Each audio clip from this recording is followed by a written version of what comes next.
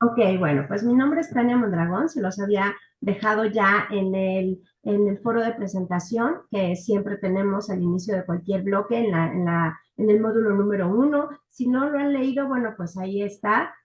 Hay un pequeño documento donde está mi presentación real de quién soy, qué hago, cuál es qué estudié, etcétera, etcétera. Entonces, bueno, pues si no lo han leído, pues les comento que, bueno, yo estudié sociología en la UAM Xochimilco, mi generación fue 94-98, estudié ahí sociología, estudié después una maestría en educación en la Universidad Marista y siempre he sido maestra, ya tengo 25 años siendo maestra, un poquito más.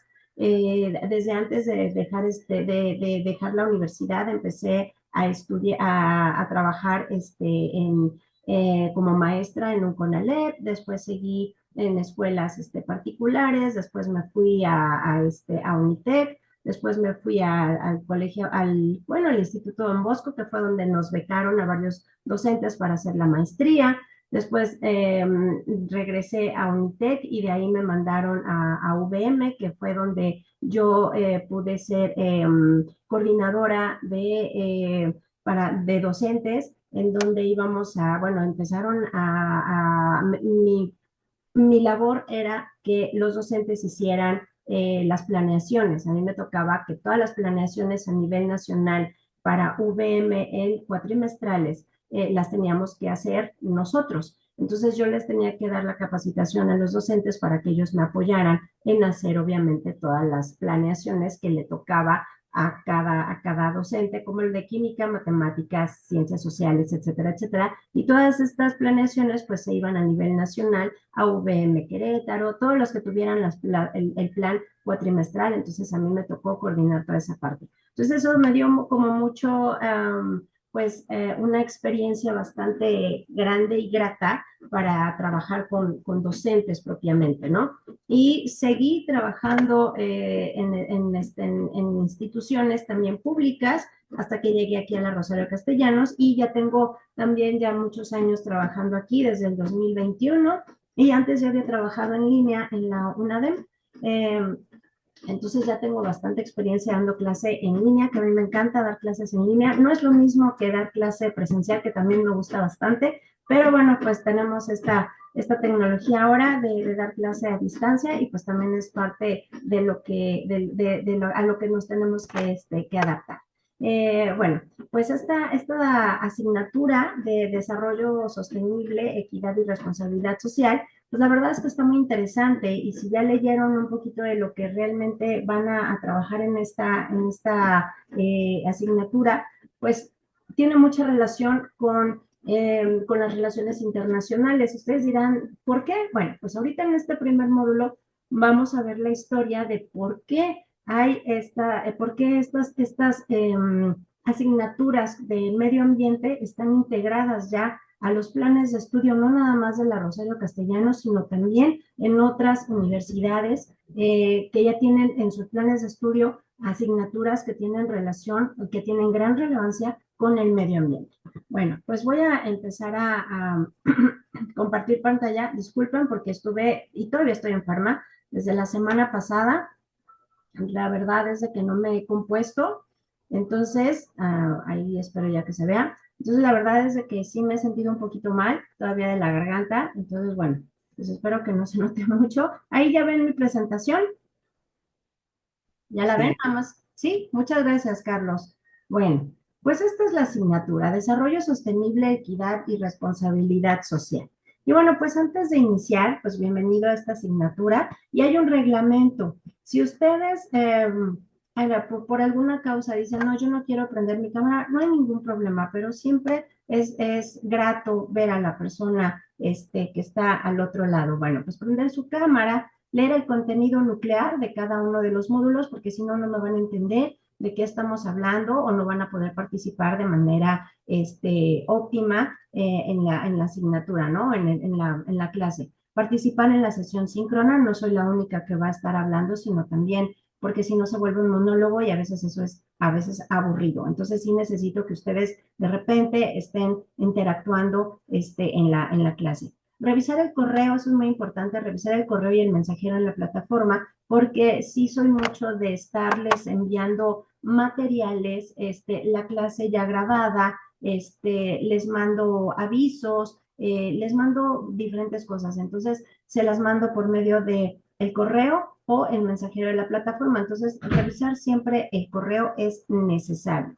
Y bueno, pasando ya a otras cosas, pues ahora sí, entonces pasamos a lo que es el primer módulo, que tiene un título bastante grande y lo vamos a ir desmenuzando poquito a poquito. Este primer módulo se llama Fundamentos del Desarrollo Territorial Sostenible en el marco de la responsabilidad social universitaria. Y todo eso, pues, ¿qué me dice? Bueno, pues aquí es donde vas a conocer y analizar y comprender desde una perspectiva crítica, que eso es lo que se busca siempre que el estudiante tenga, un análisis y una perspectiva crítica sobre los objetivos de desarrollo sostenible, los llamados ODS. Si alguno de ustedes no sabe qué son los ODS, no se preocupen, lo vamos a ir ahorita viendo en esta primera parte.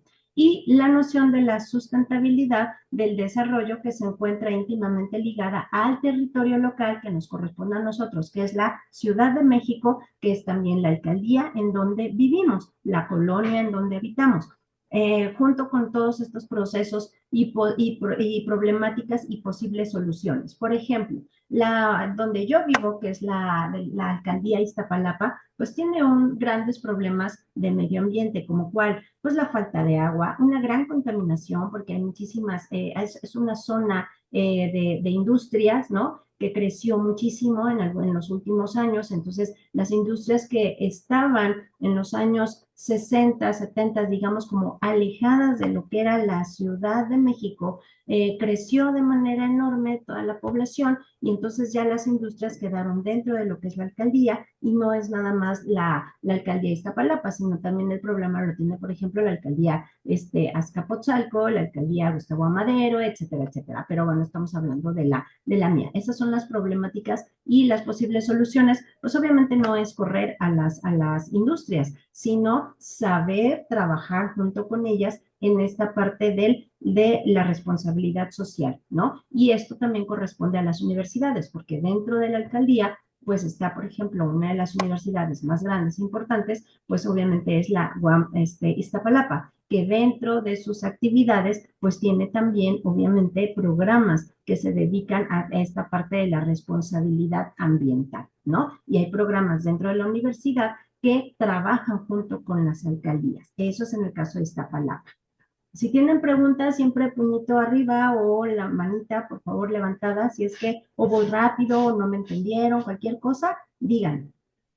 Bueno, seguimos. ¿Cuál es el propósito de este primer módulo? Bueno, pues es interpretar la situación actual del desarrollo sostenible a nivel global y local, de acuerdo con los elementos básicos para este análisis del territorio desde un enfoque de sistemas complejos. Ahorita voy a decir qué son los sistemas complejos porque no es algo sencillo, sino es algo medio complicado, como dice el nombre complejo, pero que está relacionado con el medio ambiente, así como el rol de las universidades como motor de innovación y fuentes de conocimiento para beneficios de las comunidades que integramos como personas. En el caso de la Universidad Nacional Rosario Castellanos, pues obviamente una de sus funciones es de que en sus asignaturas tengan estos temas de medioambientales, pero que también los alumnos entiendan que estamos viviendo un cambio climático y cómo podemos ayudar a nuestro medio ambiente, a nuestra localidad, a mejorar todo lo que tenga que ver con temas medioambientales, ¿no? Desde el agua, el transporte, la educación, etcétera, etcétera. Todo esto se tiene que ver desde la universidad y bueno, y el estudiante de Relaciones Internacionales que tiene que ver mucho. Por ejemplo, aquí en la alcaldía Iztapalapa, ustedes saben que tenemos dos sistemas de transporte importantes, aparte del metro. Tenemos uno que es obviamente el trolebús elevado y tenemos el otro que es no es el teleférico, tiene otro nombre, pero esa idea de Cablebús. el cablebús, exacto, gracias Carlos. El cablebús es una idea que trajeron de Colombia y de Perú. Perú, ustedes sí que sí, sí saben cómo es la capital de Perú, ahí en Lima, obviamente tiene más o menos una estructura como la alcaldía de Iztapalapa, en donde también vive la gente en pequeños cerros, ¿no? Entonces tiene que trasladarse en un trolebús elevado, en un cablebús también de la misma manera. El cablebús, perdón, el trolebús elevado, por ejemplo, lo tenemos solamente, no hay otro igual en el mundo más que nosotros, por decirlo de esa manera, que tenga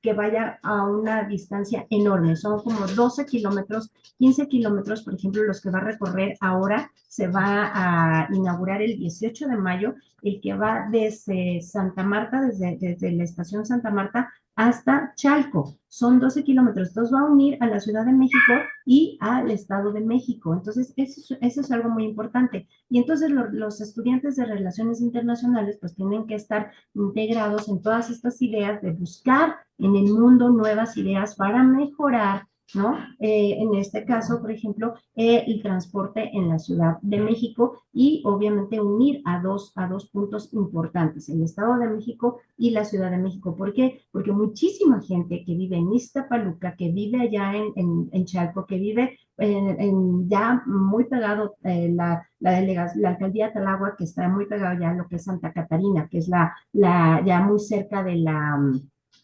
autopista, pues obviamente tarda mucho tiempo en poder llegar a un metro, ¿no? Entonces, este sistema del cablebús, pues obviamente ya no van a ser las 2 o 3 horas, porque cuando vamos a esa zona, si tú vas en carro, dices, híjole, está lejísimos, pero si te mueves en el transporte público, está el doble y el triple de lejos. Haces 3 horas para moverte de tu casa hacia el metro o hacia sí, a la estación del metro más cercana, haces más o menos eso. Ahora van a ser 33 minutos, es lo que va a hacer la gente de un lugar a otro. Es muchísimo tiempo el que se van a ahorrar, ¿no? Y también mucho dinero, porque creo que va a costar entre 7 y 9 pesos. Entonces, eso es nuestra labor como estudiantes de relaciones internacionales, ¿no? Ese es como que el objetivo. Bueno, pues vamos a la siguiente.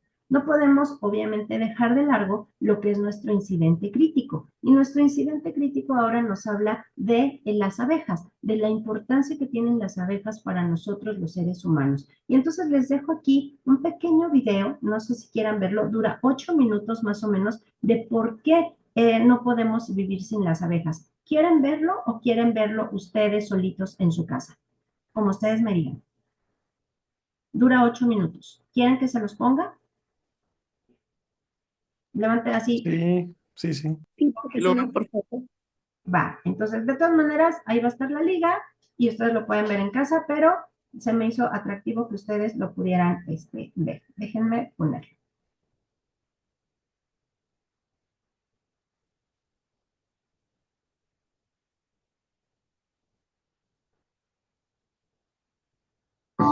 Pocos insectos despiertan tanto interés como las abejas. Y sin embargo, no estamos haciendo lo suficiente para cuidarlas. Aquí vamos a explorar exactamente por qué son tan importantes y cuáles son los peligros que las amenazan.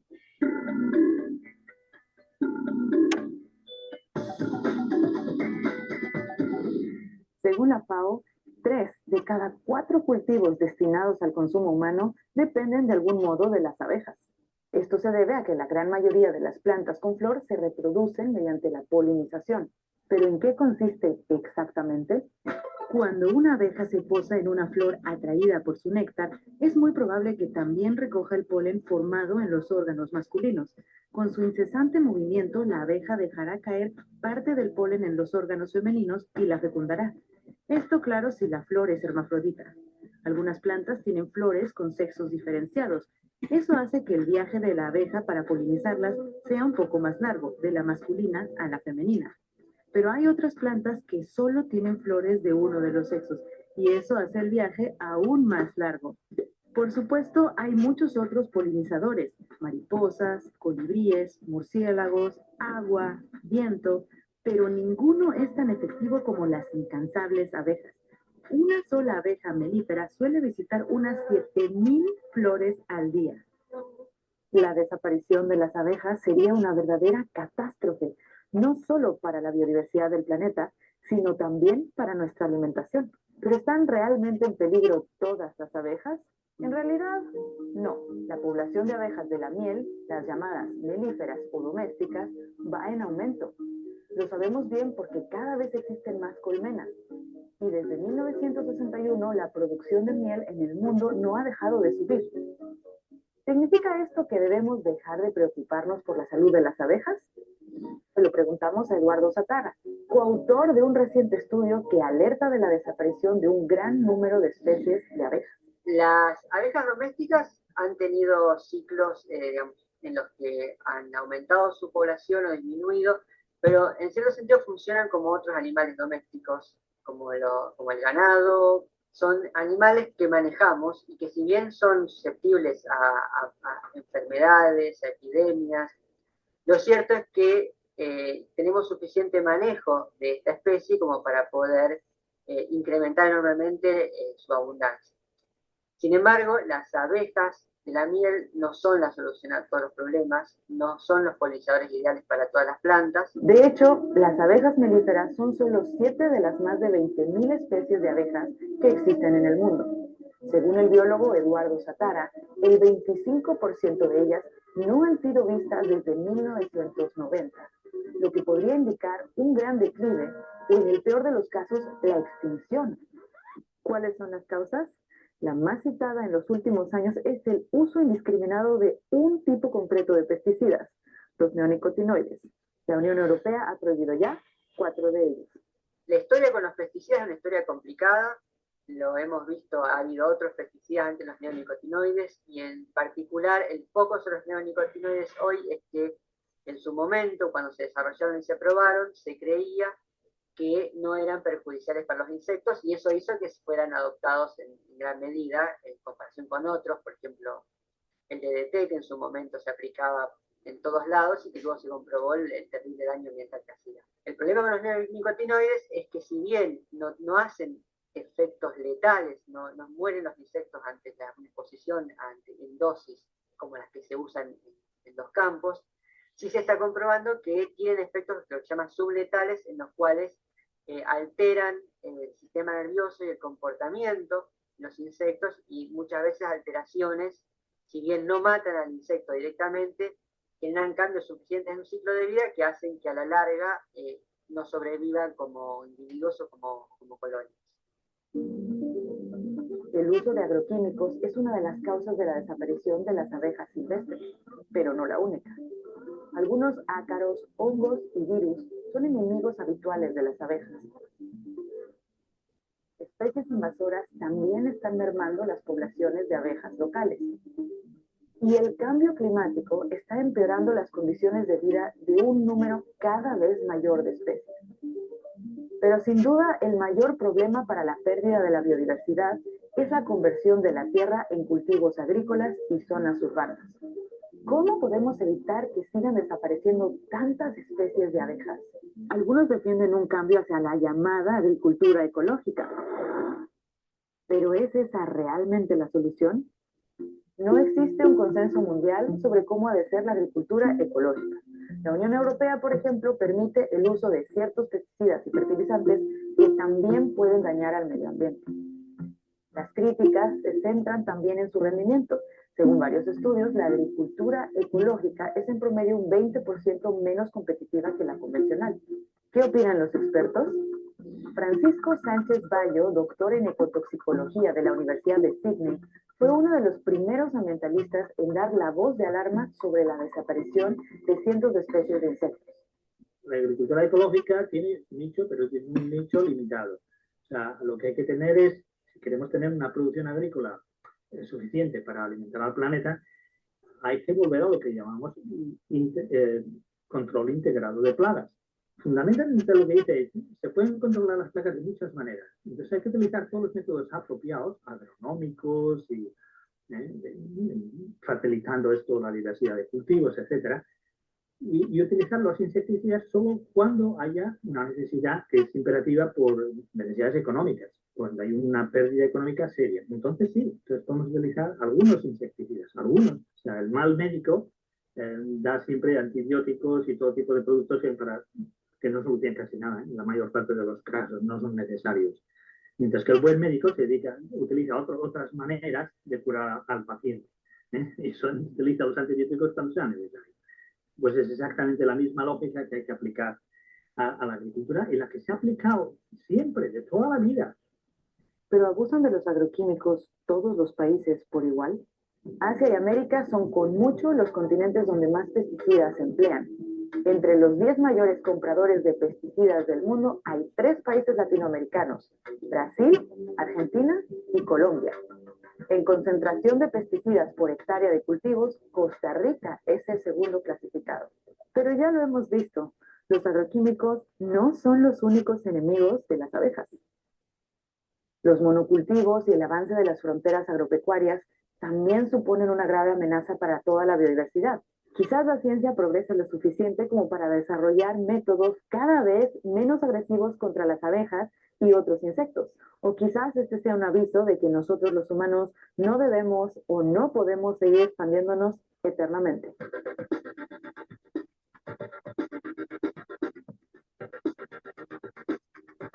Muchas gracias por acompañarnos. Si te gustó este video, dale like y compártelo. Y si hay algún otro tema que quieras conocer exactamente, apúntalo en los comentarios. Hasta la próxima. Bueno, déjenme quitarlo. Ahí está. Bueno, eso es la importancia de las abejas.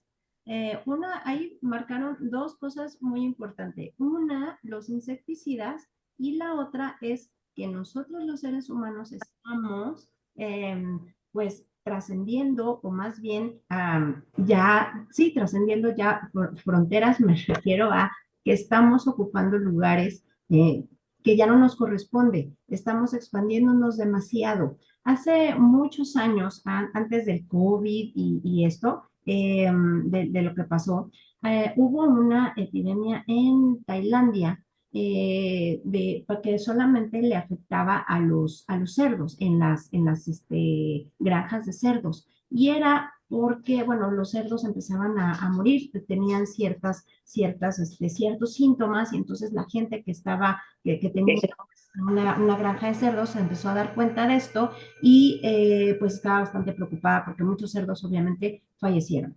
Y entonces la gente pues empezó a investigar qué era lo que estaba sucediendo, y entonces trajeron de Estados Unidos a unos especialistas que decían, pues es que este virus lo está matando, y empezaron a ver que un animalito, o sea, pues sí, alguien los estaba infectando, que pues empezaron a ver si ratones, a ver si arañas, etcétera, etcétera. Mientras hacían eso, una investigadora junto de ahí de la Universidad de Tailandia empezó a investigar junto con su grupo de estudiantes qué era lo que estaba pasando, porque finalmente conocían el terreno. Y entonces descubrieron unas pequeñas pues cuevas en donde habitaba un murciélago. Y entonces el murciélago, pues una forma de que la naturaleza se estaba defendiendo era que estos murciélagos se sentían ya como atacados, ¿no? Por el ser humano, y entonces en las noches salían a morder a los cerdos y los infectaban. Y eso era lo que estaba pasando. Entonces también la naturaleza te está diciendo con eso ya no puedes pasar, ya no puedes trascender más allá de lo que es la propia naturaleza, de lo que te está dando hasta aquí. Y entonces eso es lo que la chica quiere decir, es que nosotros también somos responsables de este cambio climático, que es muy importante esto que dijo ella, y la otra, pues obviamente los pesticidas, y obviamente la naturaleza se tiene que defender de alguna manera, ¿no? ¿Alguna pregunta o duda que tengan hasta aquí? ¿Sí van entendiendo más o menos cuál es el objetivo de la asignatura? Sí, puñito arriba, sí van entendiendo. ¿Vale? Bueno, a ver, vamos a ver el chatcito rápidamente. Ok, bueno. Bueno, y entonces vamos a pasar al primer tema. Muchas gracias, Oscar. Gracias, Carlos. Bueno, pues este primer tema es la situación actual, global y nacional de la sustentabilidad del desarrollo. Y en primer término, de sustentabilidad del desarrollo ha evolucionado con el tiempo. Su origen más o menos está, bueno, su origen está en la economía principalmente. Y durante la década de los 70 fue como que el primer momento que se estaba hablando de esta palabra, ¿no? Y estaba centrado principalmente en la protección del medio ambiente, pero en 1970. O sea, imagínense cuántos años pasaron para que se diera cuenta la humanidad de que el medio ambiente tenía algo que ver, o sea, que era muy importante para la economía. Pero después vamos a ver cómo ha evolucionado esto y que no nada más para la economía, sino también para la parte social y la política, ¿no? Ahorita aquí lo vemos. Una década después, ya en los años 80, se incorpora la dimensión social hasta que en la actualidad la sustentabilidad del desarrollo requiere un enfoque sistemático y complejo que abarca tres dimensiones: la económica, la social y la ambiental. Aquí ninguna de estas tres puede ir separada. ¿Por qué? Porque lo social pega en lo económico pega en lo ambiental y el ambiental pega en las otras dos, ¿no? Entonces no pueden ir separadas una de otra. Entonces, en la económica, pues obviamente busca un crecimiento económico equitativo y sostenible que beneficie a todos los sectores de la sociedad. Lo social promueve una justicia social, la igualdad de oportunidades y un bienestar humano. Y en la parte ambiental, pues obviamente proteger al medio ambiente, los recursos naturales y la biodiversidad para las generaciones presentes y futuras, ¿no? Entonces estamos hablando de que hasta 1970 y 1980, pues obviamente estos términos de alguna manera eran nuevos, ¿vale? Bueno, me van a quedar 10 minutos. Cuando se termine el tiempo, con la misma nos volvemos a conectar, ¿de acuerdo? Bueno, seguimos. Así, en su conjunto, de manera interrelacionada, la sustentabilidad del desarrollo presenta objetivos y desafíos. ¿Estos objetivos cuáles son? Bueno, pues erradicar la pobreza y el hambre, que es uno de esos objetivos importantes, por eso lo ponen en primer lugar, garantizar el acceso a la salud, la educación y otros servicios básicos, combatir el cambio climático y la degradación ambiental, y en desafíos, pues obviamente desafíos bastante grandes. La pobreza. Erradicar la pobreza y la desigualdad en todo el mundo es un verdadero, pues es ponerte con Sansón a las patadas, como decía mi abuelita, porque por ejemplo lo que está sucediendo ahora en Gaza, tienen un gran problema de alimentación y de pobreza que no quiere el Estado de Israel dejar pasar ayuda humanitaria. Apenas este fin de semana, China desafió contra todo, contra viento y marea, al gobierno de Israel y mandó un avión con ayuda humanitaria y se atrevió a pasar, a sobrevolar, ¿cómo se llama? A sobrevolar Israel para poder dejar caer ayuda humanitaria. Y ya lo dijo también, no es cosa de religión, pero tiene obviamente que ver que en este primer domingo que el Papa habló sobre la pobreza y habló sobre ya dejar ayuda humanitaria en Gaza y en Ucrania también lo mencionó. A ver, vamos a ver el chatito. Espacio Aero, muchas gracias. Ok, bueno, otra, la falta de voluntad política y recursos financieros. Eso es lo que estábamos hablando ahorita, de lo que les acabo de hablar. La voluntad política. Hay muchos países que dicen, sí, sí, hay que mandar esta ayuda humanitaria, pero el Estado de Israel no los deja. Y si es que llega, es que algunas veces me han dicho en algunas otras ocasiones, oiga maestra, pero por ejemplo, la ONU, ¿qué hace? No, se queda nada más ahí. No, la ONU sí ha hecho muchas cosas. Sin embargo, cuando llega la ayuda humanitaria y la ONU es la que tiene que obviamente regular y ver dónde se va a dejar toda esa comida, quiénes lo necesitan y demás, el Estado de Israel es de verdad un dolor de cabeza. Imagínense ustedes que está la ayuda humanitaria, que llegan los cascos azules, que está toda la ayuda humanitaria, toda la comida, está ya para entregársela, y entonces los estados de Israel dicen, no, porque ¿qué crees? Que hay cambio de guardia y entonces vamos a esperar a que vengan los otros. Oye, ¿cuánto tarda eso? Yo creo que como unas 2, 3 horas. Y entonces la gente que lo necesita está esperando abajo del rayo del sol, con lluvia, con frío, como sea, y está esperando a que se les dé eso. Entonces la ONU no puede decir, ya, no, hasta que el Estado de Israel les diga, ya lo puedes hacer. Y para esto pudo pasar medio día, pudieron pasar 3 días, y obviamente hay mucha comida que se echa a perder. Y entonces ya cuando ellos dicen, pues ya, se me había olvidado casi, ¿no? Se me había olvidado que estaba ahí la comida, ya pueden dársela. Entonces es cuando la ONU entra y les dice, ya pueden agarrar la comida, pero ya mucha comida se echó a perder, mucha gente ya murió de hambre. Este fin de semana acaba de fallecer un niño, obviamente por desnutrición. Entonces, esta parte de la falta de voluntad política y recursos financieros, pues es uno de los desafíos muy grandes que tenemos nosotros como sociedad. El otro es el cambio climático y la degradación ambiental, que países como Estados Unidos, ellos dicen, no, pues el cambio climático, eso no existe, eso lo dice Trump, ¿no? El cambio climático no existe. No, sí existe el cambio climático. Tan existe que obviamente este año, no sé si lo notaron, que en diciembre no hizo tanto frío en la Ciudad de México. Había otros años en donde el frío es más intenso. Ahorita, por ejemplo, las lluvias, pues sí estamos en temporada de lluvias, pero algunas lluvias se adelantan. Eh, ¿Querías decir algo? Bueno, ok, bueno, entonces, todo este tipo de cosas de lo que es el cambio climático, sí existe un cambio climático, ¿no? Y lo estamos viendo porque también los alimentos son diferentes. Ahorita vamos a hablar de eso. Bueno, y los conflictos bélicos y la falta de paz. Bueno, la ONU evoluciona de acuerdo con el mundo cambiante y aborda distintos tipos de necesidades, conflictos, los cuales han ido incorporando poco a poco diversos temas relacionados con el medio ambiente, la igualdad y la justicia social. Bueno, vamos a esto.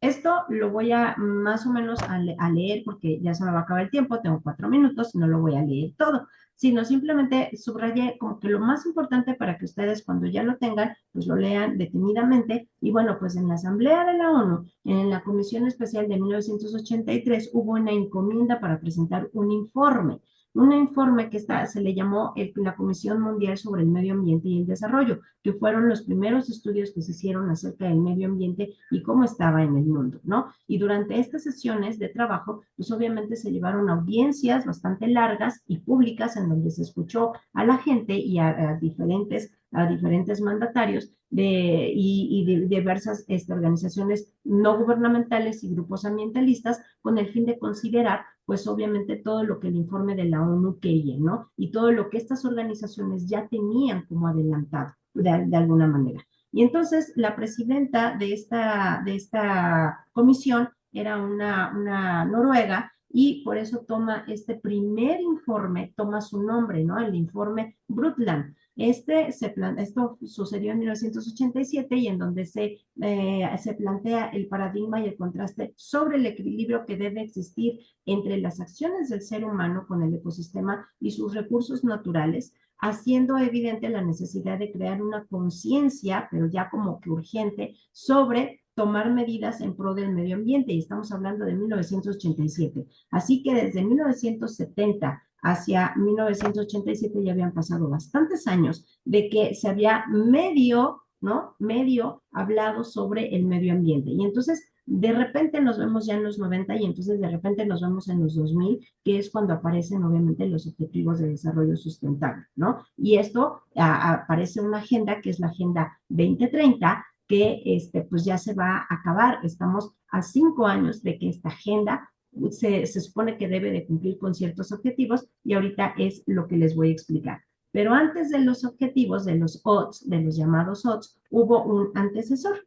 Esto, el antecedente más cercano es que estos objetivos, 8 objetivos nada más, eran los que se estaban planteando. Ajá. Entonces era erradicar la pobreza, educación básica para todos, igualdad de oportunidades para los hombres y las mujeres, reducir la mortalidad infantil, mejorar la salud de la maternidad, avanzar contra la lucha del VIH y otras enfermedades como el cáncer, asegurar el medio ambiente sano y seguro para todos y lograr una sociedad global para el desarrollo. Eran 8 objetivos que se tenían antes de llegar a los ODS y antes de llegar a esta Agenda 2030. Aquí, obviamente, ya no eran 8, se sumaron otros más y llegaron a 17 objetivos de desarrollo sostenible. Todos estos objetivos se propone que estén integrados e interconectados para que abarque una erradicación completa contra la pobreza y el hambre hasta la acción por el clima y la protección de los ecosistemas. Por eso es importante el tema, por ejemplo, de las abejas, ¿no? Esta Agenda 2030 afirma que los objetivos de desarrollo sostenible son un llamado universal porque todos los países firmaron este decreto o este acuerdo en la ONU. Y entonces es un llamado universal a una acción para poner fin a la pobreza, proteger el planeta y garantizar que todas las personas gocen de paz y prosperidad. Y estamos a 5 años de que estas metas se cumplan. Y entonces estamos, pues ahorita lo vamos a ver si sí se están cumpliendo o no. Desconéctense y ahorita en un segundo nos vemos, por favor. Voy a parar todo esto. Gracias.